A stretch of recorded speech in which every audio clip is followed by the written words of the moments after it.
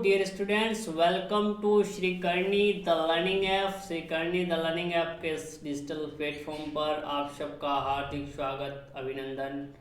मैं आपका physics educator Mahavir. Class 10th का साइंस का जो सिलेबस है उसमें फिजिक्स का जो पोर्शन है वो मैं आपको कवर करवाने जा रहा हूँ। इसका लेक्चर नंबर 1 हम लोग प्रीवियस क्लास में देख चुके हैं। चलिए तो आज की क्लास स्टार्ट करते हैं।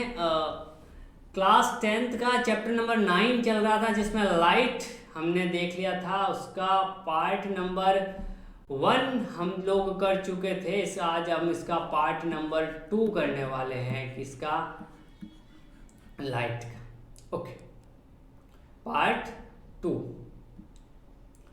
तो प्रीवियस क्लास में मैंने आपको रिफ्लेक्शन वगैरह के बारे में बेसिक आइडिया दे दिया था कि भाई रिफ्लेक्शन क्या होता है, कैसे होता है, किस तरह से हम जो है रिफ्लेक्शन के लॉ को देखते हैं, उसके टाइप्स क्या होते हैं। आज हम देखेंगे कि इमेज फॉर्मेशन कैसे होता है। इमेज फॉर्मेशन कैसे होता है। तो इन ऑप्टिक्स, इमेज की definition, in optics, in optics an image is defined as the collection of focus point of a light rays coming from an object। Object से जो लाइट रेज आ रही है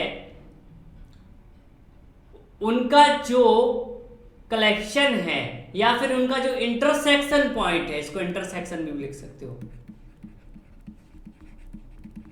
इंटरसेक्शन पॉइंट जो है उसको हम क्या कहते हैं, उसको हम इमेज कहते हैं। क्या कहते हैं, इमेज कहते हैं। ऑब्जेक्ट से जो लाइट रेज आ रही है उनका जो इंटरसेक्शन पॉइंट है वो क्या है, या कलेक्शन क्या है, वो क्या है, इमेज कहलाता है। अब ऑब्जेक्ट से जो लाइट रेज आ रही है वो कलेक्ट होगी कैसे, इंटरसेक्ट होगी कैसे, वो इंटरसेक्ट होगी किससे, रिफ्लेक्शन या रिफ्रैक्शन के फिनोमिना के थ्रू। समझिए इसको। Image is defined as a collection of focus point of light ray, collection of focus point of a light ray from a object. अब इसको देखते हैं होता क्या है, जरा समझिए ना। थोड़ा सा कहते हैं ना धीरज रखना जरूरी है ताकि चीजें अच्छे से समझ आए।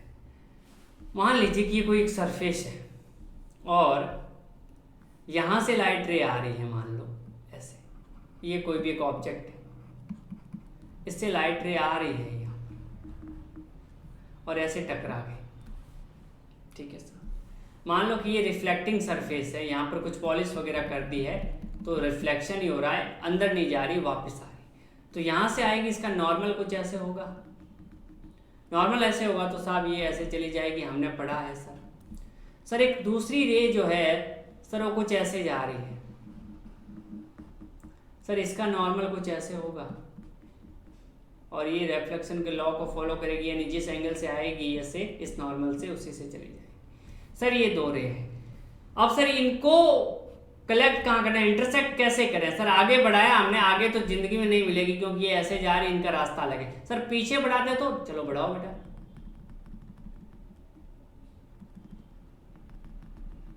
ये यहाँ पे पीछे बढ़ाने पे यहाँ बन गई। और एक्चुअली ये जो चीज होगी इसको बोलेंगे इमेज। आगे मैं जब मिरर बताऊंगा तो अच्छे से समझेंगे। ये इमेज, ये क्या है, ऑब्जेक्ट। तो ऑब्जेक्ट से जो रे आ रही है वो रिफ्लेक्शन या रिफ्रैक्शन के बाद अगर किसी पॉइंट पे इंटरसेक्ट कर रही है, या तो अपने आप कर लेगी तो बन जाएगा रियल इमेज, और अपने को ऐसे पीछे बढ़ा के बैकवर्ड डायरेक्शन में इसको एक्सटेंड करके अगर हमें इसको इंटरसेक्ट करवाना पड़े तो वो बनेगा वर्चुअल इमेज। तो दो टाइप्स के इमेज होते हैं। चलिए साहब, तो पहला होता है इस तरह से, यहाँ पे एक इमेज बना के बताया हुआ है जिसको हम देख लेते हैं। ये प्लेन मिरर की बात हो रही है। किसकी बात हो रही है, प्लेन मिरर की बात हो रही है। तो प्लेन मिरर में इधर मैंने पॉलिश कर दी, प्लेन मिरर की इस साइड पॉलिश होती है। प्लेन मिरर को भी हम साथ साथ में देख लेंगे। यहाँ पर एक ऑब्जेक्ट रखा हुआ है जिससे दो रे आई है, रेड वाली और ग्रीन वाली, और ये टकराई है यहाँ से, रिफ्लेक्शन के बाद इधर चली गई है। इनको अगर मैं पीछे बढ़ा दूँ इससे डॉटेड वगैरह में तो ये रे कहीं जाके यहाँ पे मिल जाएगी, तो यहाँ बनेगा इमेज, ये है ऑब्जेक्ट। जितने दूर ऑब्जेक्ट होगा उतना ही दूर पीछे की साइड में कैसा बनेगा, इमेज बनेगा। और ये सीधा है तो ये भी सीधा ही बनेगा, और इसको उल्टा रख दो तो ये भी उल्टा बनेगा। यानी जैसा ऑब्जेक्ट है वैसा का वैसा इमेज बन जाएगा प्लेन मिरर। तो प्लेन मिरर में क्या होता है, ऑब्जेक्ट के पीछे मिरर के पीछे इमेज बनता है और उतनी डिस्टेंस पे बनता है जितनी डिस्टेंस पे ऑब्जेक्ट रखा हुआ है। ये प्लेन मिरर की खासियत भी है इमेज के टाइम पे। तो ये इमेज हमने देखा। अब दो टाइप्स के इमेज होते हैं, एक होता है रियल इमेज। रियल इमेज का मतलब होता है real image is the collection of focus point of actually made by converging rays. अब ध्यान रखना, रे अगर कन्वर्जिंग टाइप्स की है, रे अगर कन्वर्जिंग टाइप्स की है यानी वो अपने आप मिल जाएगी। डाइवर्जिंग मतलब देखो रे ऐसे जा रही है तो इनको मुझे मिलाना पड़ेगा ऐसे, और कन्वर्जिंग मतलब मैंने पहले ही बताया था ऐसे अपने आप कहीं पे जाके मिल जाएगी। तो रे अगर कन्वर्जिंग टाइप्स की है, रिफ्लेक्शन या रिफ्रैक्शन के बाद अगर रे कन्वर्जिंग है सॉरी इस टाइप से, तो रियल इमेज फॉर्म होगा हमेशा। रे अगर कन्वर्जिंग है तो रियल इमेज फॉर्म होगा। कैसे, आगे आप देखोगे कॉनकेव मिरर में इस तरह से रे आएगी और वो ऐसे चली जाएगी, और दूसरी रे जो आएगी मान लो कि वो ऐसे आएगी और ऐसे चली जाएगी। तो देखो ये कन्वर्ज हो रही है, देखो हो रही है नहीं हो रहा, ये रे भी यहाँ आ रही है, इस पॉइंट पे एक जगह मिल रही है। तो इमेज कैसा फॉर्म होगा, इमेज हमेशा रियल फॉर्म होगा। यानी यहाँ पर रेज रियल में मिल जाती है, अपने को कोई माथापच्ची नहीं करनी पड़ती। ओके, अब next, virtual image if the collection of focus point made by extension of diverging rays। अगर रेज डाइवर्जिंग है तो आपका इमेज जो फॉर्म होगा वो कैसा होगा, वर्चुअल फॉर्म होगा। यानी रे अगर इस तरह से है तो इमेज जो फॉर्म होगा वर्चुअल होगा। क्यों, क्योंकि अब मैं इसको ऐसे बढ़ाऊं तो अब जाके ये मिली। जैसे प्लेन मिरर में जो इमेज बनता है यहां पर इस तरह से, ये वाला इमेज मान लो कि एक रे ऐसे आई और वो ऐसे चली गई, ऐसे आई और ऐसे चली गई। दूसरी रे ऐसे आई है ऑब्जेक्ट से और ये रिफ्लेक्शन के बाद ऐसे चली गई। तो ये जो रिफ्लेक्टेड रे है ये डाइवर्जिंग है, ये दूर दूर जा रही है, एक ऐसे जा रही है एक ऐसे जा रही है। तो इनको मैं पीछे बढ़ाऊंगा यहाँ पर तो यहाँ कहीं पे मिल जाएगी। तो ये कैसा इमेज बनेगा, वर्चुअल इमेज बनेगा। ओके, तो वर्चुअल एंड आपका रियल में आपको पता होना चाहिए। देखो real image it is form due to actual intersection of meeting of light ray. ये लाइट रे के एक्चुअल इंटरसेक्शन से बनता है। Virtual image it is formed intersection of light rays when move it in forward और backward direction. ये तब बनता है जब लाइट रेज को फॉरवर्ड या बैकवर्ड डायरेक्शन में मूव करवाया जाता है, तब जो है ये आपका वर्चुअल इमेज फॉर्म होता है। यानी यहाँ पर एक्चुअल जो है मीटिंग होती है और यहाँ पर मीटिंग एक्चुअल नहीं होती है, इनको हमें आगे बढ़ाना पड़ता है। नॉर्मली हम इसको बैकवर्ड डायरेक्शन में बढ़ाते हैं, फॉरवर्ड में नहीं बढ़ाते है ना। When it's move in backward direction, जब इनको बैकवर्ड डायरेक्शन में मूव करवाते हैं तब ये क्या होती है, अपने आप इंटरसेक्ट कर लेती। दूसरा, real image can be seen on the screen. Screen पे देखा जा सकता है इनको। वर्चुअल इमेज को कभी भी स्क्रीन पर नहीं देखा जा सकता है। ये हमेशा इन्वर्टेड बनते हैं और ये हमेशा इरेक्ट बनते हैं। इन्वर्टेड मतलब ये उल्टे बनते हैं और ये हमेशा सीधे बनते हैं। तो ये रियल और वर्चुअल में जो आपका डिफरेंस है वो हमने देख लिया। एग्जाम में आए तो आप आराम से लिख सकते हो। Best example of real image on the formed on cinema की जो स्क्रीन पे बनता है वो रियल इमेज होता है। और वर्चुअल एग्जांपल जो आपका रिफ्लेक्शन होता है मिरर से यानी प्लेन मिरर से जो रिफ्लेक्शन होता है, मिरर मत लिखना प्लेन मिरर लिखना, क्योंकि मिरर में तो फिर सारे मिरर आ जाते हैं। तो प्लेन मिरर में जो होता है वो कौन सा होता है, वर्चुअल इमेज होता है। ओके, तो ये हमने यहाँ पर पढ़ लिया है इमेज के बारे में। और इमेज के लिए मिनिमम 2 रे रिक्वायर्ड होती है, तो ये ध्यान रखना, मिनिमम 2 रे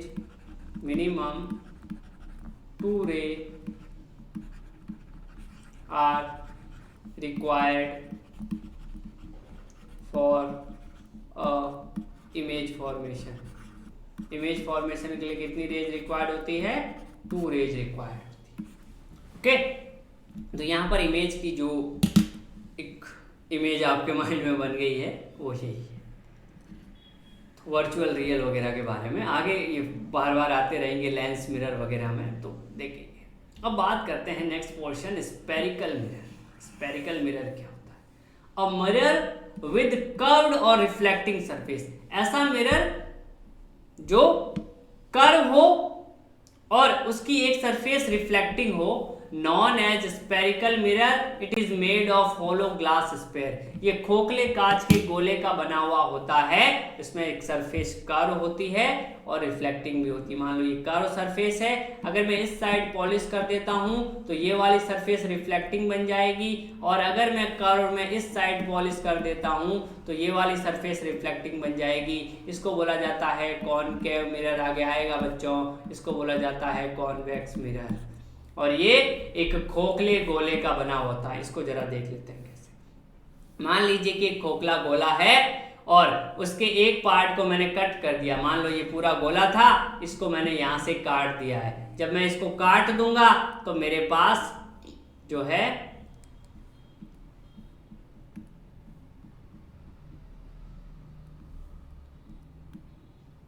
इस तरह से ये वाला अलग से हो जाएगा पोर्शन।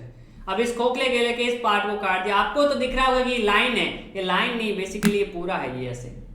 पर हम क्या 2D में एक चीज वही बना सकते हैं जो साइड व्यू हो, तो साइड व्यू यही वाली बना सकते हैं, एक लाइन बना सकते हैं। इसलिए मैंने इसको लाइन से बनाया। एक्चुअल में तो ये पूरा ऐसे होता है, ये इस तरह से कटोरी टाइप। आगे आएगा मैं बता दूंगा यहां पर। तो इसको जैसे ही मैंने काटा तो यहां से एक अलग बन गया ये। अगर ये वाली सरफेस रिफ्लेक्टिव है, रिफ्लेक्टिव सरफेस है, यानी इधर पॉलिश कर दिए मैंने। पॉलिश करना जरूरी है क्योंकि एक को ही मुझे रिफ्लेक्टिव बनाना है। तो गोले का पार्ट को मैंने काट दिया है और उसके एक साइड पे पॉलिश कर दिया, वो मिरर बन गया है। कैसा? स्पेरिकल मिरर, क्योंकि स्पेरिकल गोले से कटा है। तो ये वाली सरफेस है, इधर पॉलिश है, तो रिफ्लेक्टिव सरफेस ये है कि इसको बोलेंगे कॉनकेव मिरर। और अगर मैंने रिफ्लेक्टिव सरफेस ये बनाई यानी पॉलिश मैंने इस साइड कर दी है तो इसको बोलेंगे कॉन्वेक्स मिरर। ये रिफ्लेक्टिव सरफेस यानी रिफ्लेक्शन इधर से होगा लाइट का और इसमें रिफ्लेक्शन इधर से होगा, यानी इसमें किरणें यहाँ से करेंगे और इसमें किरणें यहाँ से करेंगे। चलिए साहब, बाकी ये centre of curvature, optical axis, vertex, ये सारी चीजें बार बार आएगी तब मैं आपको बता दूंगा। कॉनकेव मिरर की बात करें, mirror whose reflecting surface is inner side of sphere. Inner side of sphere जो है, अगर इसकी रिफ्लेक्टिंग सरफेस है यानी गोला ये है, तो इनर साइड कौन सी होगी? ये वाली। तो ये वाली साइड अगर आपकी रिफ्लेक्टिंग है तो कौन सा बनता है? कॉनकेव बनता है। यानी फोटो बना लीजिए ये वाला, तो पॉलिश इधर होगी, पॉलिश इधर होगी तो रिफ्लेक्टिंग सरफेस ये वाली होगी। RS लिख रहा हूं, आपको पूरा लिखना है रिफ्लेक्टिंग सरफेस, ठीक है। ऐसे कैसे? Concave mirror. इसको एक और बोला जाता है कन्वर्जिंग मिरर। क्या बोला जाता है? Converging mirror. इसको क्या बोलते हैं? कन्वर्जिंग मिरर भी बोलते हैं। क्यों? क्योंकि ये रेज को कन्वर्ज करता है। नेक्स्ट बात करते हैं कॉन्वेक्स मिरर की। A mirror whose reflecting surface is outer side of mirror. ऐसा मिरर जिसकी रिफ्लेक्टिंग सरफेस आउटर साइड वाली हो, यानी ये गोला है, आउटर सरफेस यानी ये वाली रिफ्लेक्टिंग सरफेस हो तो पॉलिश अंदर वाले पे होगी। यानी इसको कैसे बनाएंगे?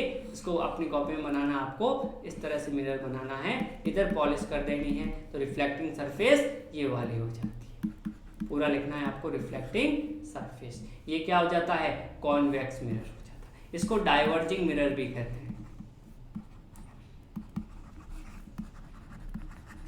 यानी ये किरणों को डाइवर्ज कर देता है, ऐसे फैला देता है, फैला देता है,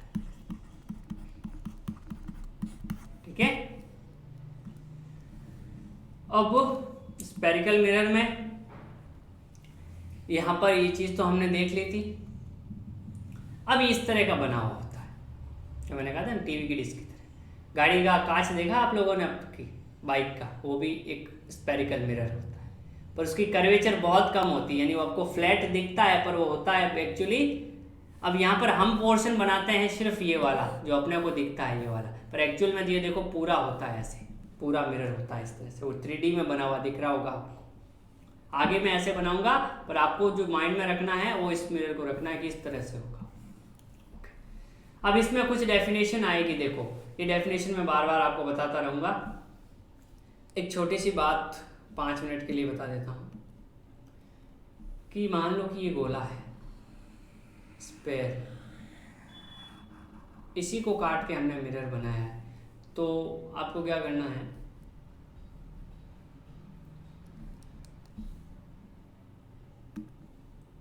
कुछ जादू करते हैं। मैंने मान लो कि ये मिरर बना दिया है, ये वाला पोर्शन मिरर है, ठीक है, इस गोले का ये वाला पोर्शन मिरर है। इस गोले का सेंटर जो होगा वो यहाँ होगा, इसके की रेडियस यहाँ होगी। अब मैं इस गोले को भूल जाता हूँ, ये सिर्फ मिरर को याद रखना। अब आप ये भूल जाओ कि ग्रीन कलर की कोई चीज़ है आपकी स्क्रीन पे, आपको याद रखो कि येलो कलर वाली चीज़ है, तो भी इसका जो सेंटर है इस मिरर का, जिसको हम बोलते हैं सेंटर ऑफ कर्वेचर सी, वो वहीं रहेगा जहाँ पहले था। यानी इस गोले को अगर मैं भूल जाऊं तो भी ये सेंटर यहीं रहेगा। समझ गए आप लोग? इस गोले को मैंने हटा दिया है, सेंटर नहीं हटा है, ना ही रेडियस हटेगी। तो अगर आपसे कोई पूछे कि इस मिरर का सेंटर ऑफ कर्वेचर क्या होता है, तो आप कहोगे कि वो वही होता है जो जिससे ये गोला मिलके बना है, मतलब जिससे ये पार्ट मिलके बना है। कहने का मतलब इसका सेंटर ऑफ कर्वेचर वही होगा जो इससे पहले इसके गोले का था। जिस गोले से ये मिरर बना है उसका सेंटर ही इस मिरर का सेंटर ऑफ कर्वेचर होगा। सेम आपसे कहे रेडियस ऑफ कर्वेचर, तो आप कहोगे भाई जिस गोले से ये बना था उसकी रेडियस ही इस मिरर की रेडियस ऑफ कर्वेचर होगी, वो चेंज होती नहीं है। तो यहां पर मैं डेफिनेशन देखता हूं,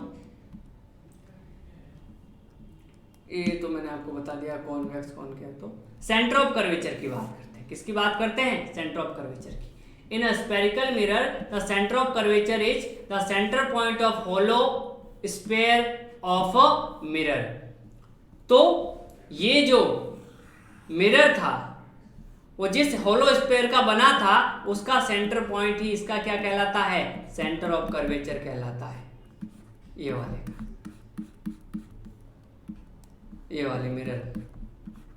ओके, तो आपको अलग से कोई ध्यान नहीं रखना। अगला आता है रेडियस ऑफ कर्वेचर। ये थोड़े टर्म्स है जो आपको एग्जाम में पूछे जा सकते हैं। The distance between centre of curvature and pole is called radius of curvature, या आप लिख सकते हो the radius of hollow sphere which by which this spherical mirror is formed. यानी उस होलो स्फीयर का सेंटर जिससे ये स्फेरिकल मिरर फॉर्म हुआ है। तो दोनों चीजें आप लिख सकते हो। यानी यहां से आप सेंटर ऑफ कर्वेचर क्या लिखोगे कि distance between curvature, centre of curvature and pole. Pole क्या होता है? किसी भी मिरर का मिड पॉइंट होता है, इसको बोला जाता है पोल। इसको ओ से डिनोट किया जाता है और इसको लिखा जाता है पोल। तो यहां पर ये वाला, यहां सेंटर ऑफ कर्वेचर और यहां पर ये पोल। तो ये बेसिकली रेडियस की तो बात कर रहा है, ये वाली रेडियस जो पूरे गोले की थी। तो यानी उस पूरे गोले की रेडियस जो थी वही इस मिरर की रेडियस ऑफ कर्वेचर होगी। यानी इसके सेंटर ऑफ कर्वेचर तथा पोल के बीच की सीधी जो डिस्टेंस है उसको क्या बोला जाता है? Radius of curvature. पोल किसको बोला जाता है? Mid point of mirror. Okay, अब आता है principal axis. Principal axis straight line passing through the centre of curvature and pole. तो सेंटर ऑफ कर्वेचर ये वाला, पोल ये वाला, इससे जो लाइन पास हो रही है ये वाली सीधी लाइन सी एंड पी से, इसको क्या बोला जाता है? या ओ, पोल को ओ से या पी से डिनोट किया जाता है, इसको क्या बोला जाता है? Principal axis. ये टर्म्स है, देखो ये तो नॉर्मली बहुत कम चांसेस है कि एग्जाम में पूछे, बट ये होते क्या है ये पता होना चाहिए। लेकिन एग्जाम में ऐसे आएगा कि ray which is parallel to principal axis. अब आपको ये पता होना चाहिए कि प्रिंसिपल एक्सिस कौन सा होता है? ये होता है। तो आप उस रे को ऐसे बना पाओगे। नेक्स्ट देखते हैं pole, the mid point of spherical mirror. Spherical mirror का जो मिड पॉइंट होता है, जो बीच का पॉइंट होता है बिल्कुल, उसको क्या कहा जाता है? उसको कहा जाता है पोल। स्पेरिकल मिरर का जो मिड पॉइंट होता है उसको क्या जाता है, पोल। इसको P से डिनोट करते हैं, कुछ बुक्स में O से भी डिनोट करते हैं। बेसिकली आपको ध्यान रखना है ये वाला क्या होता है, पोल होता है। चलिए अब मैं इनको सब एक ही डायग्राम में आपको बता देता हूँ। देखो ये वर्टेक्स या पोल जिसको बोला जाता है, ये सेंटर ऑफ कर्वेचर, ये वाली चीज radius of curvature, radius of curvature RC, ये वाला ऑप्टिकल एक्सिस या इसको बोला जाता है प्रिंसिपल एक्सिस जिससे ये वाली लाइन जा रही है, और ये जो है ये होता है पोल।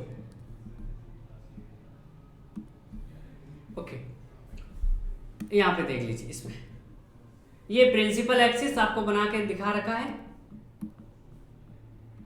प्रिंसिपल एक्सिस, ये सेंटर ऑफ कर्वेचर, ये आपका पोल, ये रेडियस ऑफ कर्वेचर, और ये पॉइंट आता फोकल पॉइंट। ये क्या होता है इसको भी देख लेते हैं।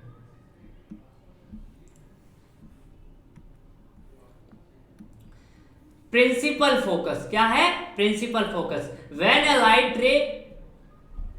when ray of light which is parallel to principal axis get reflected, it passes through or appear to passes through a point which is known as principal focus।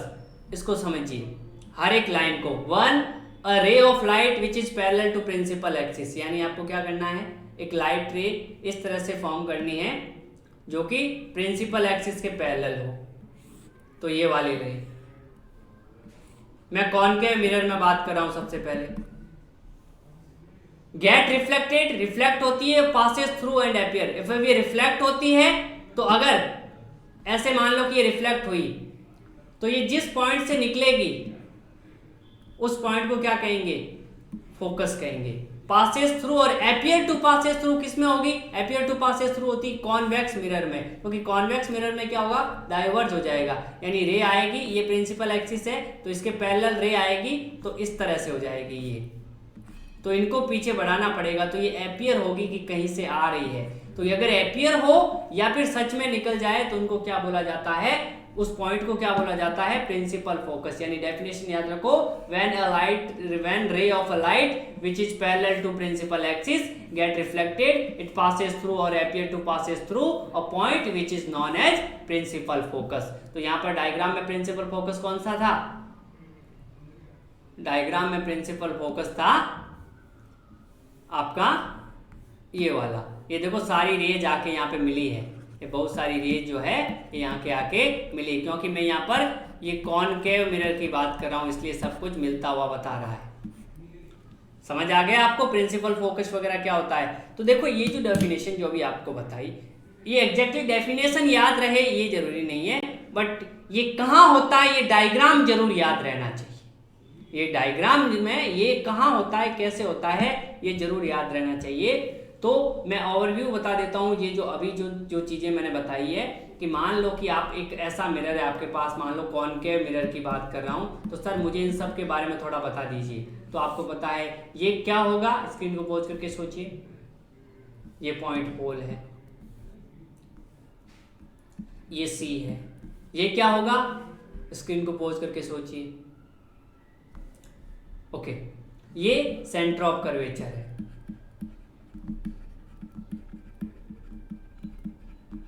ये क्या होगा, यहां से सीधी दूरी, ये R है, रेडियस ऑफ कर्वेचर है। ये क्या होगा, जो सेंटर ऑफ कर्वेचर और पोल को मिला रही है, ये प्रिंसिपल एक्सिस होगी।